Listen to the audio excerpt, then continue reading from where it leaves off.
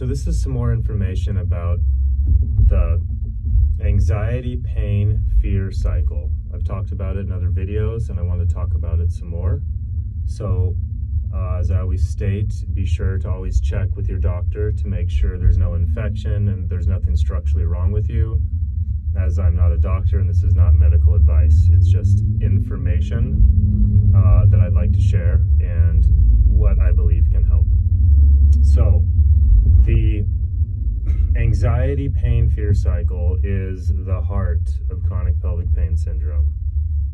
So usually the syndrome gets started with perhaps an infection, or it can start just from many years of conscious or unconscious tension in the pelvic floor that ultimately results in pain. From all the years, there's a certain point where the tissues just start hurting because you can't hold them indefinitely.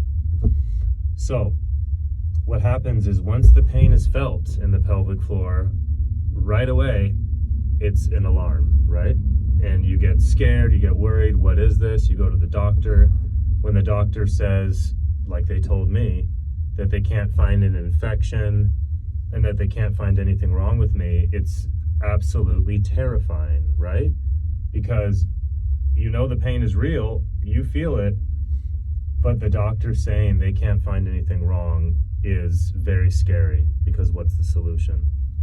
So it turns out the solution is breaking the pattern. It's very easy to see. It became very clear to me how the symptoms persisted for 19 years because the pattern is so strong. First, you'll have anxiety. Perhaps you have an undiagnosed anxiety disorder, or it's a very stressful time in your life.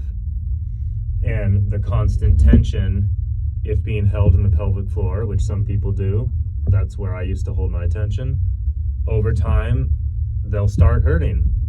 Then you feel the pain, and of course, you get scared.